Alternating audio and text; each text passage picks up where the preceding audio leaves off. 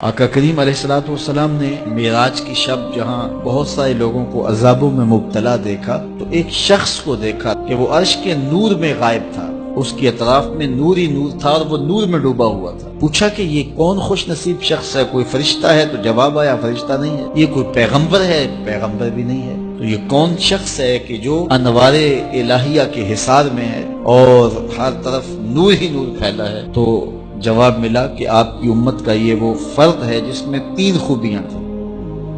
पहली खूबी तो ये कि इसकी जुबान अल्लाह के जिक्र से तर रहती थी, और दूसरी खूबी इसमें यह थी इसका दिल मस्जिदों के साथ लटका हुआ था, मस्जिदों के साथ दिल बस्तगी थी से। फरमाया कुछ लोग होते हैं वो मस्जिदों की मेखें होती हैं, जिस तरह वो कील लकड़ी में ठुक जाता है तो ये भी मस्जिदों में ठुके रहते हैं, जब भी ढूंढोगे मस्जिद से मिलेंगे।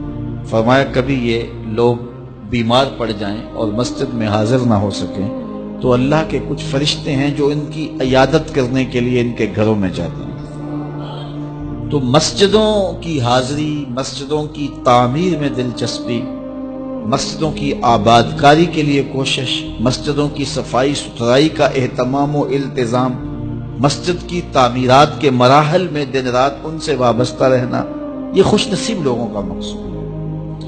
फरमाया कि अल्लाह के घर वही तामीर करते हैं जो अल्लाह और पिछले दिन पर ईमान लाते हैं। तो मस्जिदों की तामीर यकीनन अल्लाह जल्ला शानहू की खास रिजा नसीब करती है। एक रिवायत में आता है जिसने तितर के घोंसले के बराबर मस्जिद की तामीर, फरमाया अल्लाह जन्नत में उसका महल बना रहा है, अल्लाह उसका महल तामीर करेगा, उसको महल अता करेगा। अच्छा, तीसरी बात फरमाया कि जो इस शख्स की खूबी है ये आज तक अपने वालिदे गिरामी और अपनी वालिदा माजिदा को गाली का सबब नहीं बना।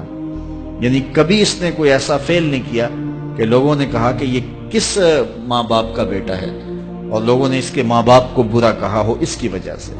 तो ये 3 खूबियां इस शख्स के अंदर पाई जाती हैं और आज ये अल्लाह के अर्श के नूर के साए में अपने आप को खड़ा हुआ पा रहा है। तो नमाज के लिए जब अजान पुकारी जाए तो बंदे को खुशी, फरहत और मुसर्रत होनी चाहिए कि मैं अब रब के हुजूर हाजिर हूँ, ना ये कि वो घड़ी पे नजर डाल के कहे कि अभी तो आए हैं फिर दोबारा अजान शुरू हो गई, तो फिर उसको शौक नहीं है मालिक के हुजूर हाजिर होने का। हुजूर अलैहिस्सलाम तो जब हजरत बिलाल हबशी को नमाज के लिए अजान का कहते तो ये इरशाद करते, अरे ना या बिलाल, बिलाल उठो और हमारे दिल को राहत पहुंचा दो।